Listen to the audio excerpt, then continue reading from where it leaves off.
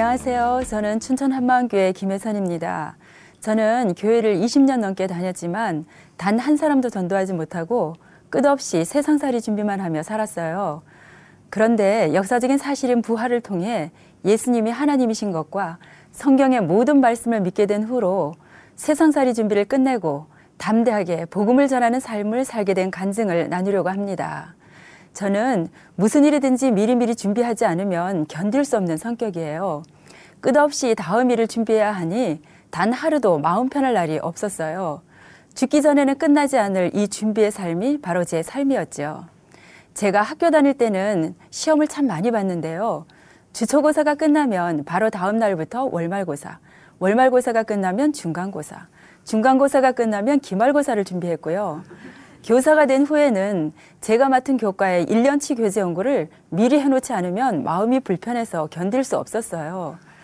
결혼하여 아이를 낳으니 이제는 또 아이들이 크는 데 따라 준비를 시작하는 거예요. 이런 성격이다 보니 젊어서부터 노후 준비까지 하게 됐고 어느새 노후 준비를 넘어 사후세계에 대한 심각한 고민까지 하게 됐죠. 그런데 보이는 이 세상을 위해서는 제 노력으로 미리 준비할 수 있었지만 사후세계는 아무것도 보이지 않는 겁니다. 제 마음이 어떻겠어요? 천국행 티켓까지 확실하게 예매해서 제 손에 쥐어야 마음이 놓일 텐데 그렇지 못하니 늘 마음이 불안했죠. 지옥에 가는 건 너무 무서워 교회 다니기로 마음먹었습니다.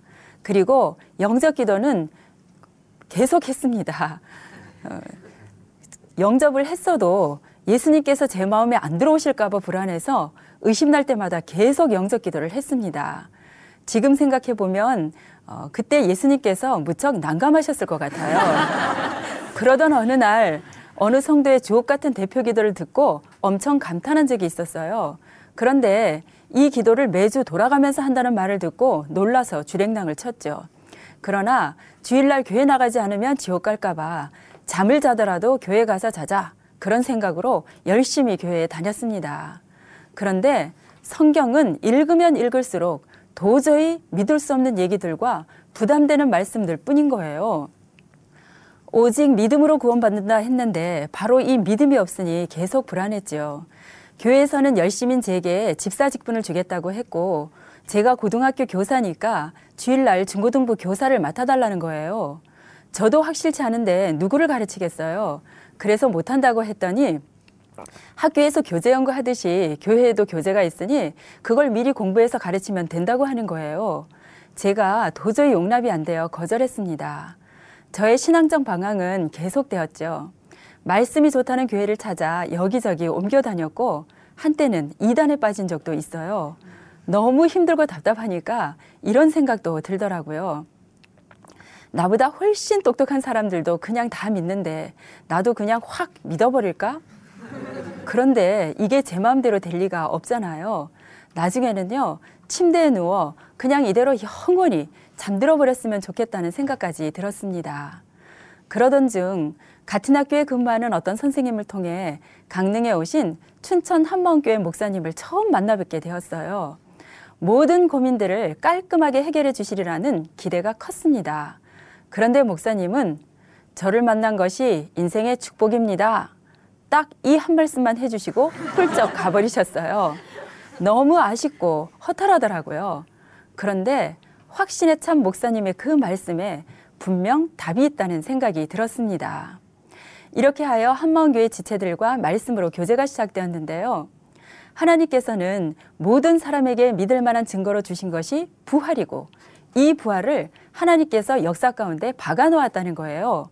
그리고 부활은 몇천 년 전부터 성경에 미리 예언되어 있다는 겁니다. 그리고 예수님이 부활하신 이후에 그토록 겁쟁이였던 제자들이 부활의 증인으로 순교까지 하는 변화를 들어 설명해 주었어요. 교회에 다닌 이래 처음 듣는 너무 놀라운 말씀이었습니다. 예언된 말씀과 제자들의 변화, 특히 고린도전서 15장에 부활의 증인들을 통해 부활이 역사적 사실임을 확증하는 그 순간 저는 가슴이 철렁 내려앉았어요. 전능하신 하나님께서 정말 나 때문에 죽으셨구나. 이것이 진짜 사실이구나. 성경 말씀이 정말 모두 다 진짜구나. 20년 동안 들어왔던 모든 말씀들이 비로소 제게 실제가 되었습니다. 정말 충격이었어요. 그런데 이상하게도 제 마음에 아직도 해결되지 않는 무언가가 있는 겁니다. 너무 가슴이 답답했어요. 그러던 중 한마음교회의 여름 수련회에 참가하게 됐습니다. 새벽 기도 시간에 목사님께서 마태복음 12장 말씀을 해주셨어요. 더러운 귀신이 사람에게서 나갔을 때에 물 없는 곳으로 다니며 쉬기를 구하되 얻지 못하고 이에 가로되 내가 나온 내 집으로 돌아가리라. 이 말씀이었는데요. 목사님께서 말씀하시기를 마귀가 예수 믿지 않는 사람을 자기 것이라 한다는 거예요. 여전히 내가 내 마음의 주인이면 그것이 바로 예수 믿지 않는 사람이라는 거예요. 그 순간 눈앞이 캄캄했습니다. 아, 내가 아무리 성경 보고 기도하고 봉사한다고 해도 내가 내 마음의 주인으로 버티고 있는 한 마귀는 나를 보고 너는 내 집이다 하는구나. 이런 나를 위해서 예수님께서 십자가에서 죽으시고 부활하셨구나. 의자에서 내려와 교회 마룻바닥에 그대로 꿇어 엎드렸습니다. 저는 예전에 회개하라는 말씀을 읽으면서 과거에 보충 수업 수당을 떼먹었던 것까지 남편에게 고백했고 결혼 전에 남자친구랑 데이트한 것까지 고백하며 회개했어요. 그래도 계속되는 이 죄를 어떻게 할 수 없겠더라고요. 계속 죄에 눌려 살았던 거죠. 그런데 예수님께서 영원한 제사를 드리셔서 우리의 죄를 영원히 온전케 하셨다는 겁니다. 그럼에도 불구하고 이 예수님을 믿지 않는 죄가 가장 큰 죄임을 정확하게 알게 되었어요. 하나님 살려주세요. 내가 하나님을 버리고 내가 하나님 되어 살아온 죄를 회개합니다. 부활하신 예수님, 제 안에 오셔서 저의 주인이 되어주세요. 주님만이 저의 생명이십니다. 이렇게 절규하며 간절히 기도할 수밖에 없었습니다. 이것이 정말 마음 중심으로 드린 나의 진짜 영적 기도였습니다. 부활을 통해 모든 것을 확증하고 구원이 확실해지니 제 몸이 새털처럼 가벼운 거예요. 원래 제 성격이 아주 소심하거든요. 그런데 부활을 통해 성경 모든 말씀을 믿고 나니까 그냥 있을 수 없는 거예요. 길거리에 떠도는 낙엽에게도 이 부활의 복음을 막 전하고 싶어서 견딜 수 없었습니다. 저와 같이 진리를 찾지 못해 헤매는 사람들이 많을 것이라는 생각이 들었고 제가 매일 만나는 학생들을 다 살리고 싶은 마음이 간절해졌어요. 국어를 가르치다 보면 시를 비롯해서 소설, 수필, 희곡 등 많은 작품에 기독교와 관련된 내용이 많이 나와요. 어느 날 이육사이시 광야를 수업하면서 속죄양 의식을 설명하게 됐는데요. 저는 물 만난 고기처럼 내용을 아주 자세히 설명하면서 자연스럽게 복음까지 이어지게 되었어요. 아이들이 너무 진지하게 잘 듣는 거예요. 수업을 마치고 교실문을 나오는데 한 여학생이 상담할 게 있다면서 아주 침울한 표정으로 따라 나오는 거예요. 야간 자율학습을 마치고 집에 가면 시커먼 물체가 날마다 아파트 계단에서 자기를 노려보고 있다는 겁니다. 잠자려고 누우면 천장에서 내려다보기도 하고 요즘은 침대에 같이 올라와 옆에 눕기도 한다면서 너무 무섭고 두렵다고 호소했어요. 학생을 잘 다독여 안정시키고 방과 후에 만나 다시 복음과 마귀를 멸하신 보혈의 능력을 전했습니다. 그리고 함께 손잡고 기도했어요. 그리고 선생님도 오늘 밤부터 널 위해 기도할 테니 절대 두려워하지 말고 예수 보혈을 외치며 내 마음의 주인으로 오신 예수님을 꽉 붙잡으라고 당부했습니다. 다음 날 그 아이의 얼굴이 한결 밝아졌더라고요. 지난밤에도 여전히 그놈들이 찾아왔지만 처음에는 무섭고 두려웠는데 예수 보혈을 외치며 승리했다고 아주 좋아했어요. 하나님께서 저를 교사로 부르신 것이 바로 이때를 위함이 아닌가 생각했습니다. 어느 남학교에 근무할 때인데요. 공부하는 완전 담을 쌓고 앞사람 등에 자기 얼굴을 가리고 1시간 내내 장난만 치는 아주 얄미운 녀석이 있었어요. 여름방학 하는 날 1학기 마지막 수업을 마치면서 방학 동안 건강하게 지내다가 다시 만나자고 약속했지요. 그런데 바로 그날 그 녀석이 친구들과 바다에서 수영하다가 심장마비를 일으켜 급히 서울의 큰 병원으로 옮겼지만 의식불명이 되고 말았습니다. 결국 그 학생은 학업을 계속할 수 없어 자퇴하고 말았어요. 그런데 그 아이 생각이 계속 나는 거예요. 그래서 서울에 있는 올케에게 연락해서 병원에 찾아가 복음을 전해달라고 부탁했어요. 올케는 꾸준히 병원을 오가며 그 학생과 부모님께 복음을 전했고요. 그 아이는 장난감을 가지고 노는 3살짜리 지능 정도로 극적으로 회복되었습니다. 이런 상황을 학교에 알려 모금 운동을 했고, 그 반 아이들과 함께 기쁘게 어울려 노는 상황을 어느 TV에서 1시간 동안 방영하기도 했어요. 어느 날 오후 그 학생 아버님이 저를 찾아오셨더라고요. 제 손을 잡고 정말 감사하다며 우시는데 저도 함께 울고 말았습니다. 끝까지 소망을 잃지 말고 예수님을 의뢰하며 믿음으로 살자고 말씀드렸어요.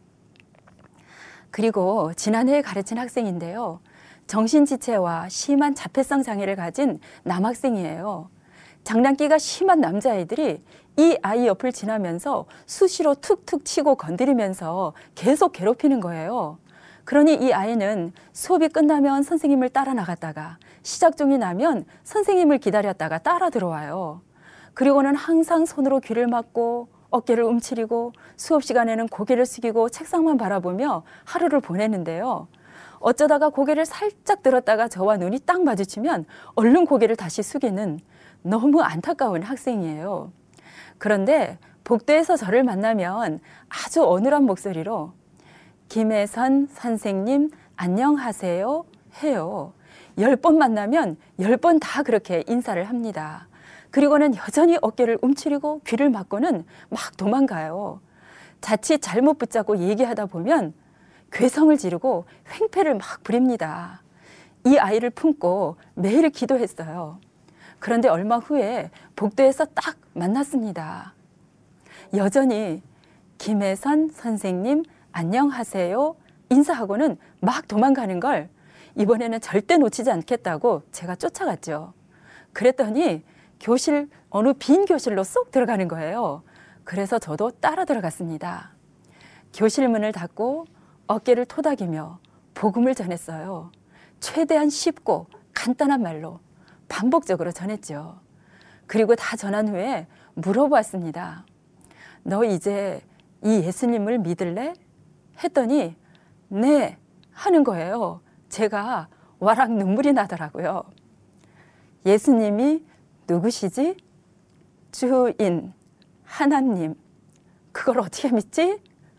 부활. 지옥 가는 가장 무서운 죄가 뭐지? 안 믿는 거. 누구를 안 믿는 거? 예수. 그래. 전능자 예수님께서 너희 죄를 위해서 십자가에서 죽으시고 부활하셔서 너의 주인이 되어주셨어. 이제 곧 졸업할 텐데 사회 나가서도 이분이 널 지켜주실 거야. 이분이 널 생명 바쳐 사랑하셔. 항상 하나님 아버지께 기도해야 해. 나도 널 위해 기도할게. 학생의 두 손을 붙잡고 영접 기도를 하고 함께 아멘 하는데 하나님께 얼마나 감사한지 목이 다 메는 거예요. 이제 홀로 사회에 나가야 하는 이 아이를 위해 하나님께 간절히 의뢰하게 되더라고요. 저는 지금 특성화 고등학교에 근무하고 있습니다. 그런데 이전에는 계속 인문계 고등학교에 근무했는데요. 방학에도 매일 출근했습니다. 우리나라에 출간된 거의 모든 국어 교재와 수년간의 모의고사 문제를 집중 분석하여 교재를 재구성하며 개학 후에 수업을 준비했죠. 수업 시간에는 정말 열정적으로 가르쳤어요. 그 결과 신교 발령 후 교사 3년 차에 성적 향상 우수 교사로 교육감 표창을 받았습니다. 그리고 삼척 모 여고에서 3학년을 가르칠 때는 전국 모의고사에서 제가 가르친 아이들이 강원도 전체에서 국어 1등을 한 거예요. 정말 놀랄 만한 결과였죠. 교장 선생님께서 정말 수고 많았다며 선물도 해주시더라고요. 그리고 진학지도 우수교사로 선정되어 국립대 총장 표창을 받기도 했습니다. 30년 넘게 교단에 서다 보니 그동안 여러 학교를 옮겨 다녔는데요. 상담교사 자격증이 있어서 주로 상담부에서 부장이나 부원으로 일했어요. 요즘 학생들 문제 정말 심각하거든요. 게임 중독, 왕따, 자살, 이성 문제, 학교 폭력, 부모 이혼 등 정말 예측도 다 못해요. 많은 이론과 프로그램이 있지만 그 어떤 것으로도 근본적인 해결이 안 되는 경우가 많습니다. 문제는 다양해도 오직 복음밖에 없더라고요. 심한 게임 중독으로 거의 학교 생활이 안 되는 학생이 있었어요. 완전 혼수 상태로 잠들어 있으니 상담실로 불러도 올 수가 없는 학생이에요. 그래서 부모님을 학교로 오시라고 해서 다른 얘기하지 않고 복음을 전했어요. 그랬더니 자신도 크리스찬인데 무늬만 크리스찬이었다고, 아이가 왜 저렇게 됐는지, 문제가 어디에 있었는지 정확하게 알겠다며 눈물로 회개하시더라고요. 정말 감사했습니다.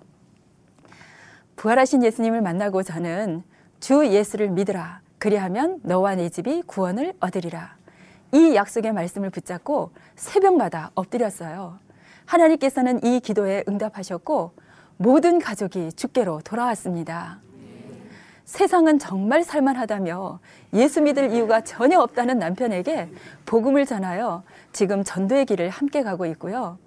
친정 부모님께서도 예수님을 믿으시고 대대로 지내왔던 제사를 폐하셨어요. 시아버님께서는 돌아가시기 직전에 예수님을 영접하시고 하늘나라 가셨고요. 며칠 전에 세상을 뜨신 시어머님께도 복음을 전하여 결국 천국에 가셨습니다. 딸은 직장에서, 아들은 대학에서 각자 자기 있는 그 자리에서 지금 부활의 증인으로 살아가고 있습니다. 많은 친척들도 믿음의 가족이 되었어요. 저는 하나님께서 허락해 주실 때까지 학교에 남아 학생들과 함께하며 눌리고 포로된 학생들을 복음으로 살리고 싶습니다. 복도에서 저를 만나면 손을 번쩍 들고 할렐루야 외치며 하이파이브를 해주는 학생들.